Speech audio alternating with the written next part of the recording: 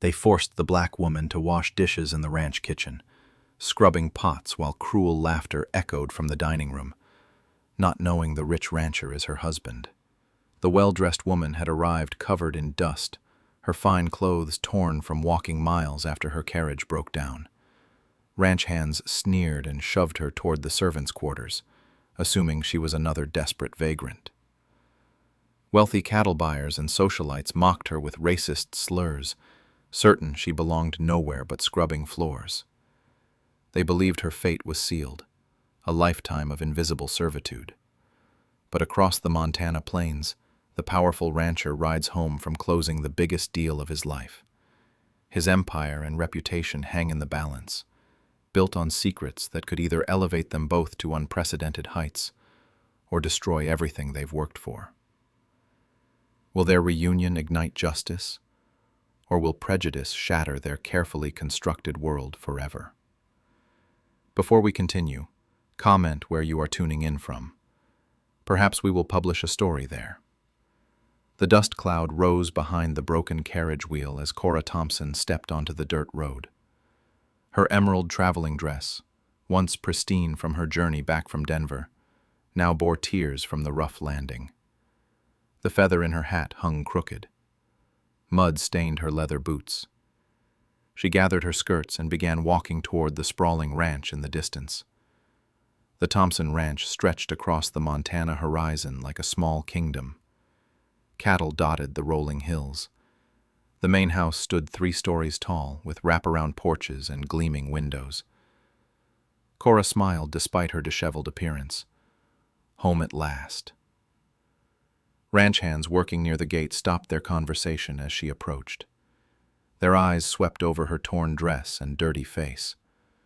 One spat tobacco juice into the dirt. "Kitchen entrance is around back," the first hand called out.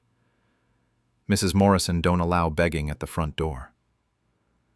Cora's smile faltered. "I'm not here to beg.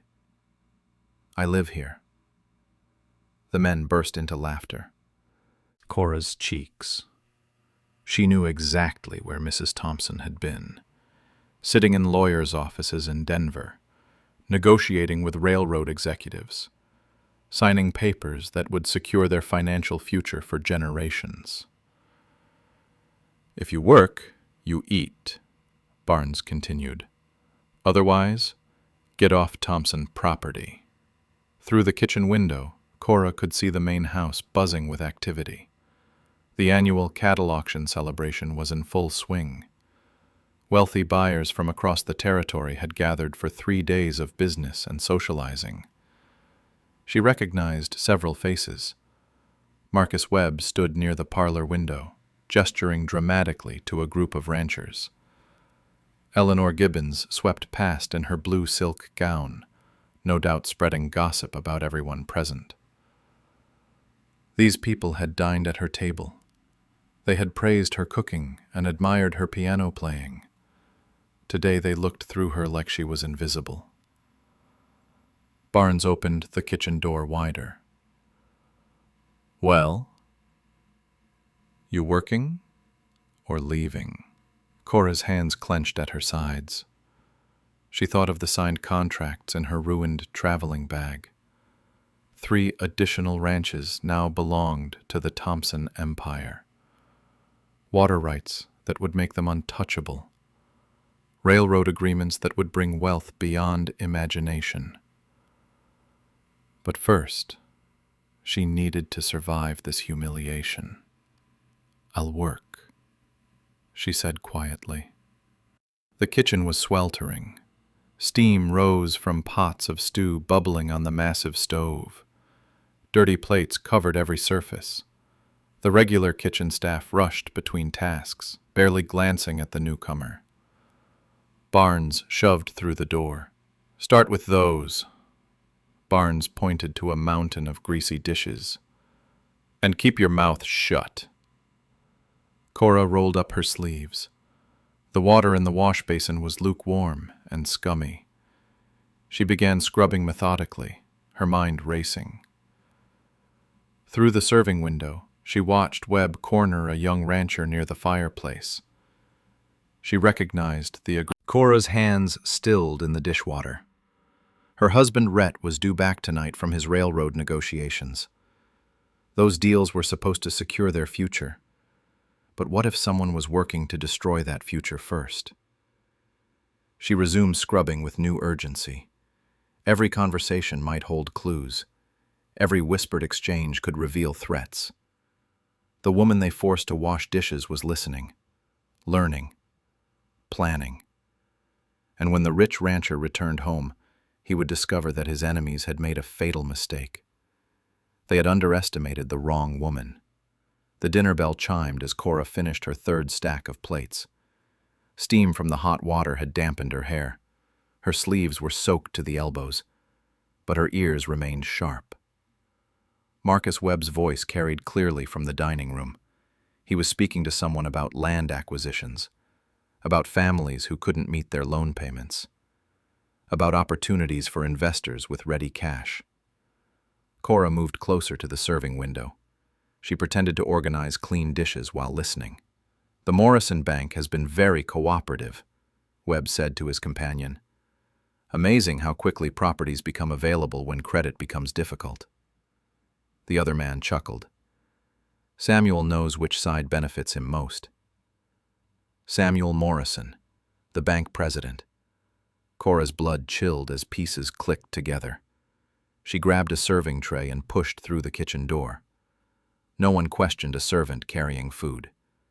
In the dining room, she became invisible again. Webb sat at the far table with two men she recognized, railroad investors from Chicago. Maps were spread between their dinner plates. Red marks covered dozens of properties across the territory. Eleanor Gibbons leaned over their shoulders, her voice honey-sweet. The Thompson Ranch would be the crown jewel, naturally. Such a shame about their recent difficulties. Cora's hands tightened on the tray. "What difficulties?" "Rhett Thompson thinks he's untouchable," Webb replied. "But Morrison has been tracking every loan, every investment. One missed about other ranches failing mysteriously, about families discovering impossible debts overnight, about Morrison's bank suddenly calling in loans ahead of schedule. The Martinez family lost everything last month," whispered one maid. 20 years of payments, then suddenly they owed triple the amount. "Same thing happened to the Johnsons," another replied. "Bank said they missed payments that were never missed." Cora filed away every detail. The pattern was becoming clear. Someone was systematically destroying successful ranchers, creating artificial debt, forcing sales. But why target families like theirs specifically? The answer came during dessert service. Eleanor's voice rose above the general chatter, sharp with malice. "Certain people forget their proper station in life. Marriage doesn't erase breeding, or lack thereof." The table fell silent. Then knowing chuckles rippled through the guests. "Mixed marriages create such complications," Webb added smoothly, "especially when the wife attempts to involve herself in business matters." "Unnatural," Morrison agreed. "Women of that type don't understand their limitations." Eleanor's fan snapped open. "I heard she actually reads legal documents, imagines herself capable of understanding contracts." More laughter. Cora felt heat rise from her neck to her hairline, but she remained motionless by the serving table. "Thompson should have chosen more appropriately," Webb continued. "A wife who knows her place. Someone suitable for society. Instead, he married his cook," Eleanor said with vicious pleasure. "Now she pretends to be a lady of quality." The words hit like physical blows, but they also revealed something crucial. This wasn't just about money. This was personal. They intended to destroy not only the ranch, but her marriage, her very existence in their world. A new voice cut through the cruel laughter. "What exactly are you implying about my wife?" Every head turned toward the dining room entrance. Late fees. The total amount is rather substantial. From her position by the serving table, Cora watched her husband's face change. Confusion shifted to understanding. Understanding hardened into fury. "You're lying," Rhett said quietly. "I'm afraid the documents are quite clear," Morrison replied. "Unless payment is made immediately, the bank will be forced to call in your loans." Webb's smile was razor-thin. "Fortunately, I'm prepared to make a generous offer for your property. Enough to settle your debts with some remaining." "How generous?" Rhett said. 30 cents on the dollar." The room went dead silent. 30 cents on the dollar for an empire worth hundreds of thousands. Rhett stepped closer to the table. "And if I refuse?" "Then you lose everything anyway," Webb replied, "but with nothing remaining for a fresh start." Eleanor's fan snapped shut. "Really, Rhett, you should be grateful. Not everyone gets such opportunities." Cora gripped the serving tray until her knuckles went white. The conspiracy was complete. Financial manipulation, social destruction, character assassination. But they had made one critical error. They assumed she was helpless, absent, powerless to fight back. The woman forced to serve their dinner had heard every word, witnessed every detail of their betrayal, and she was about to remind them exactly who they were dealing with. Cora set down the serving tray with deliberate calm. The crystal glasses clinked softly against the silver surface. Every eye in the dining room focused on her husband's growing anger. She had heard enough. Straightening her shoulders, Cora stepped out of the shadows by the serving table. Her torn dress and disheveled hair made her look like any other servant. But her voice carried the authority of education and breeding. "The payment records you're referencing don't exist," she said clearly. The room turned toward her voice. Eleanor's fan froze mid-flutter. Webb's smile disappeared. "What happened to your carriage?" "Broken wheel 2 miles out. I walked home to find our guests discussing our financial ruin." She opened the notebook to a marked page. "They've been planning this for months." Eleanor recovered her composure with visible effort. "Really, this is all quite dramatic. But surely you can't expect us to believe." "Believe what? That I own this ranch? That I helped build this business from nothing?" Cora's voice never rose, but steel entered her tone. "Or that I traveled to Denver to finalize the purchase of 3 additional properties?" Webb's face went white. "That's impossible." Cora reached into her other pocket and withdrew a folded document. The territorial seal gleamed red in the lamplight. "The Morrison Creek Ranch, the Blackfoot Valley property, the Copper Mountain spread. All purchased, all signed, all mine." Rhett took the papers with shaking hands. His eyes scanned the legal text, the signatures, the official stamps.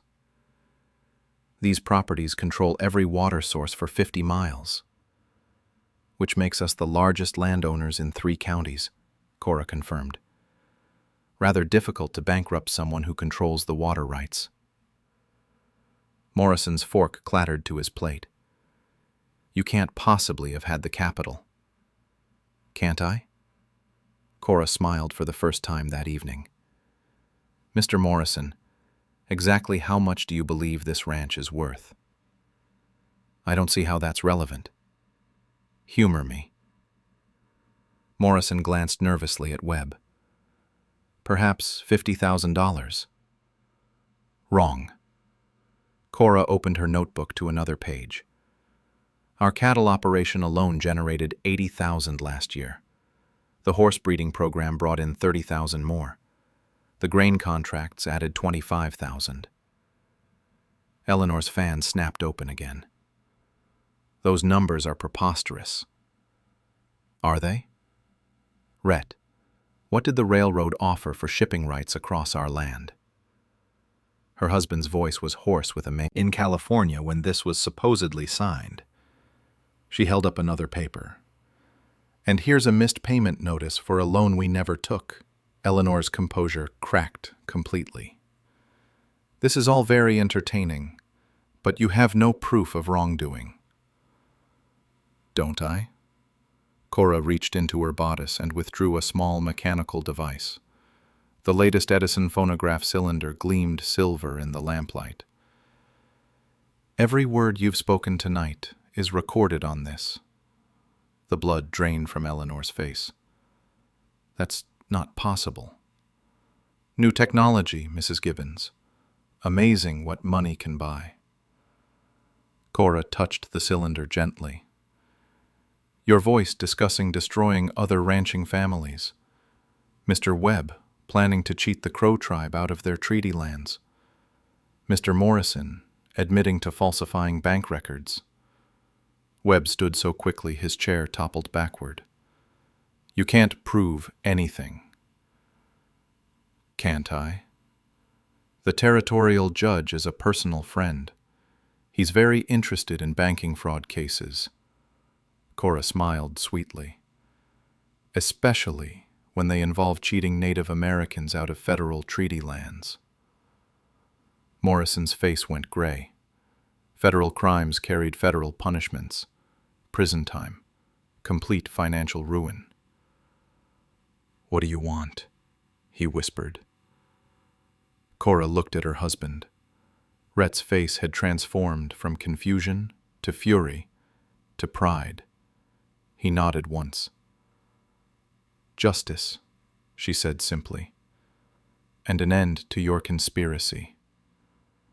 Eleanor's fan trembled in her hands. You can't expose us. Think of the scandal. I am thinking of it. Every newspaper from here to Chicago will love this story. The wealthy socialite and corrupt banker who tried to steal from a former slave-turned-businesswoman. Cora's smile was sharper than winter wind. They'll call it the crime of the century. Webb made a desperate grab for the phonograph cylinder. Rhett caught his wrist in an letter with Morrison's bank letterhead. The Martinez family received this notice claiming they owed triple their actual debt. They lost their ranch within a week. Morrison's hands shook as he reached for his water glass. That was a legitimate collection action. Was it? Cora produced another document from the folder. Because here's the real payment record. They were current on every payment. In fact, they had overpaid by $300. Webb's jaw worked silently. Sweat stained his expensive shirt collar. Cora continued her inventory. The Johnson family, the Hendersons, the Creek tribe's grazing rights, all stolen through falsified debts. She turned to face the assembled guests. Some looked horrified. Others calculated their own exposure. All seemed to shrink under her steady gaze. You destroyed 12 families to steal their land, she said. Mothers and children forced from their homes, elders who lost everything they built over decades. Eleanor found her voice. Business is business. The weak don't survive. The weak? Cora's laugh was winter cold. Or the trusting? She walked to the window overlooking the ranch yard. Workers moved between the barns, tending animals and securing equipment for the night. Good people earning honest wages. You assumed I was weak because I looked like a servant, Cora said without turning around. You assumed I was powerless because of how I was born. Rhett moved to stand beside his wife. They assumed wrong. Cora faced the room again. Her torn dress and disheveled hair no longer mattered. Authority radiated from her posture, her voice, her unwavering stare. Tomorrow morning, Mr. Morrison, you will restore every stolen penny to the families you cheated, with interest. Morrison's mouth opened in protest. Cora raised one finger. You will also transfer the deed to your personal ranch to the Creek tribe as compensation for the grazing rights you sold illegally. Contracts, Cora said conversationally. Eleanor nodded weakly. Contracts that require crossing Thompson land to reach the rail depot. Eleanor's eyes widened in understanding. As of tonight, those crossing rights are revoked. Permanently. You can't. We have agreements. Had agreements. With people you respected. But since you've made clear that I'm not worthy of respect, I see no reason to honor arrangements made with my social inferiors. The phrase hit like a slap. Eleanor had used those exact words about other families countless times. Now they were turned against her. Rhett stepped forward. There's more. He pulled a telegraph from his jacket pocket. This arrived an hour before I returned home. Cora read the message quickly. Her smile widened with each line. The territorial governor has approved our application for a new township, she announced. Thompson City will be established at the junction of our 3 new properties. The room went dead silent. All business licenses for the new town must be approved by the town council, Rhett continued, which consists of myself, my wife, and 3 elected representatives. That means every store, every bank, every business that wants to operate in Thompson City needs our permission, Cora added. Morrison went pale. The railroad planned to build their depot there. Planned to, Cora agreed. Whether they're still welcome depends on who their business partners are. Webb understood first. You're cutting us out of everything. I'm giving you the same consideration you gave the families you destroyed, Cora corrected. The same respect you showed me tonight. She walked back to the table and gathered her evidence. The phonograph cylinder went into one pocket, the falsified documents into another. You have 24 hours to make restitution to every family you cheated, she said. After that, these recordings go to every newspaper from here to recordings by special courier 2 days earlier. Washington took treaty violations very seriously. Mr. Morrison is cooperating fully, Harrison continued. He's provided additional evidence about the land fraud scheme, names, dates, financial records. And Mr. Webb? Fled during the night. Left his ranch, his cattle, everything. There's a federal warrant for his arrest. The second rider reached the porch as Harrison finished his report.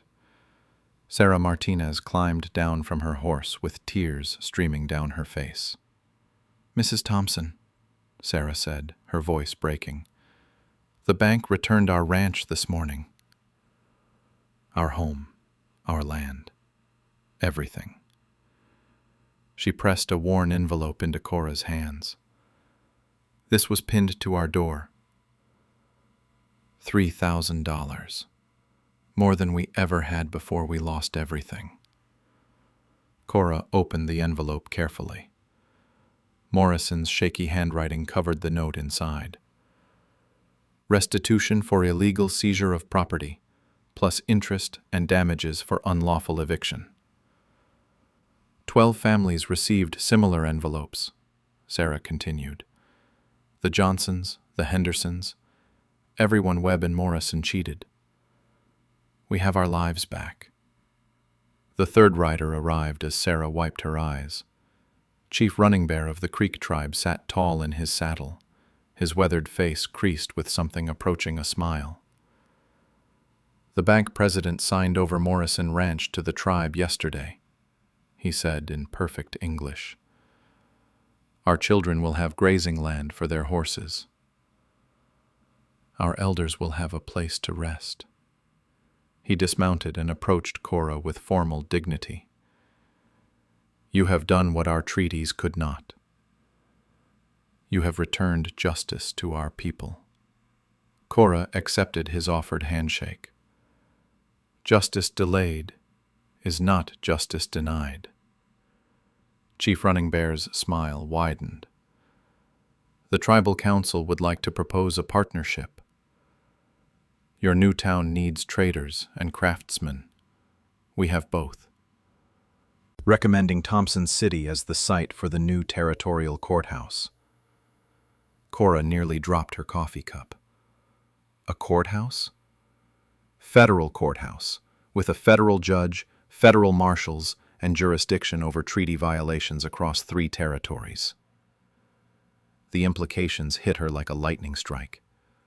A federal courthouse meant permanent protection for Native American rights. It meant oversight of banking practices. It meant justice would have a permanent home in their community. "There's more," Rhett said softly. He pulled another telegram from his pocket.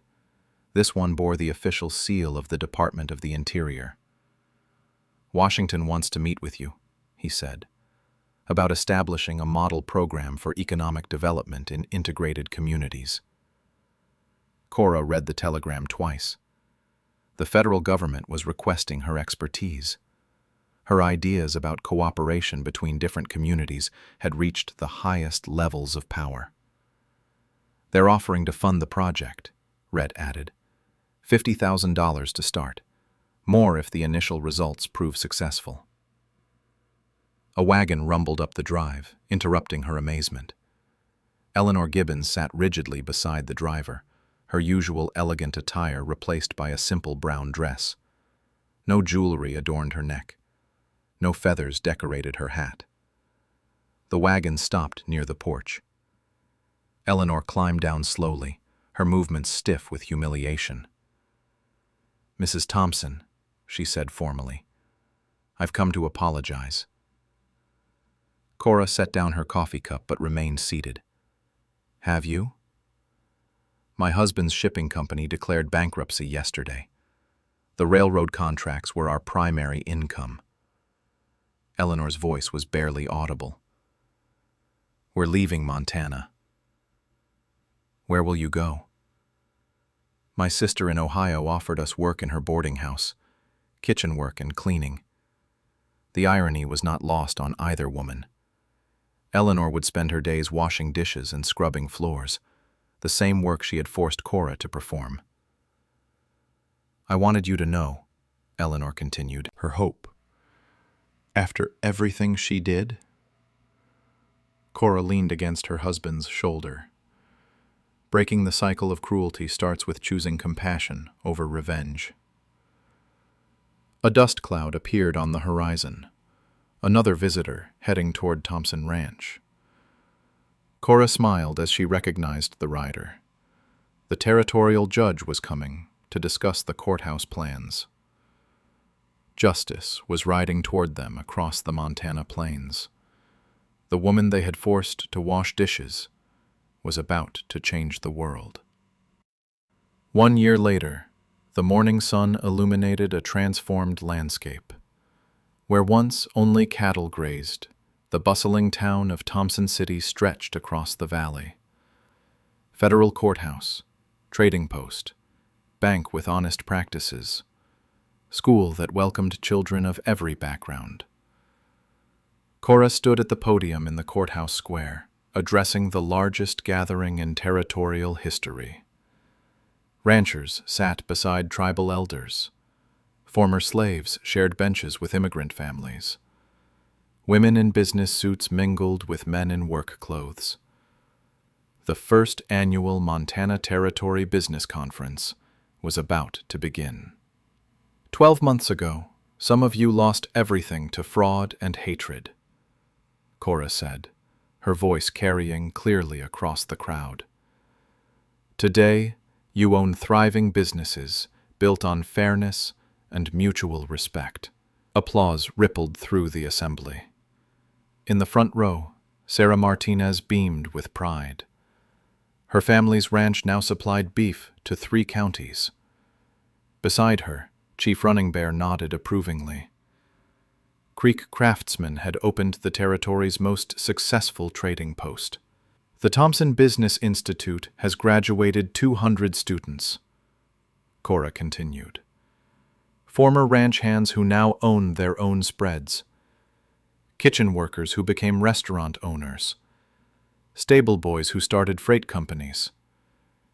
She gestured toward a section reserved for institute graduates. Their faces glowed with accomplishment and hope. But our greatest success isn't measured in dollars. Homesteaders. Cora's speech continued, outlining plans for expansion. A railroad depot that would connect Thompson City to markets across the nation. A teacher's college that would prepare educators for integrated schools. A medical clinic staffed by doctors trained to serve all communities. But none of this would exist without the people who chose courage over comfort, she said. She looked directly at the workers section, former kitchen staff who had risked their jobs to report suspicious conversations, ranch hands who had testified against corrupt foremen, bank clerks who had provided evidence of falsified records. True change begins with ordinary people doing extraordinary things. The crowd rose in sustained applause. When the noise finally faded, Cora made her final announcement. The federal government has approved our proposal for a national pilot program. Thompson City will become the model for integrated economic development across the American West. Gasps and cheers erupted throughout the square. A national program meant federal funding, recognition, protection. Most importantly, it meant their success would be replicated in territories from California to Texas. As the formal speeches concluded, the crowd dispersed into smaller groups. Business meetings under shade trees, contract negotiations on courthouse steps, plans for cooperative ventures between different communities. Cora found herself surrounded by reporters from newspapers across the nation. The story of Thompson City had captured imaginations from New York to San Francisco. Mrs. Thompson, what's your advice for other communities facing similar challenges? Asked a journalist from the Chicago Tribune. Start with respect, she replied simply. See people for their potential, not their appearance or background. What about resistance from established interests? Resistance fades when justice proves more profitable than oppression. A reporter from the Denver Post raised his hand. Is it true that Marcus Webb was captured in California? Federal marshals arrested him last week. He'll face trial here in Thompson City for fraud. Prejudice. The same pattern that had plagued Montana before justice arrived. I heard about Thompson City from families who got their land back, Rebecca continued. I came to learn. To understand how you fought them, and won. Cora smiled and took Rebecca's arm. You're not alone anymore. We'll teach you everything you need to know. She guided Rebecca toward the Institute building. Have you eaten today? Not since yesterday. Then we'll start with dinner. Fighting corruption requires strength. As they walked, other travelers emerged from various corners of the square. Word had spread across the West. Thompson City had become a beacon for anyone seeking justice and opportunity. The woman they had forced to wash dishes now welcomed desperate travelers with dignity and hope. Her message had evolved from personal survival to universal truth. True power came not from keeping others down, but from lifting everyone up. Not from protecting privilege, but from expanding opportunity. Not from building walls, but from opening doors. The kitchen where she had once scrubbed dishes in humiliation now served as the Institute's dining hall. Students of every background shared meals and dreams around tables built from Montana timber. Outside, the sun set behind mountains that had witnessed transformation beyond imagination. Tomorrow would bring new challenges, new opportunities, new chances to choose justice over revenge. The revolution had begun with one woman's refusal to accept humiliation. It would continue with every person who chose dignity over cruelty, hope over hatred, and community over division. In Thompson City, the future had already arrived.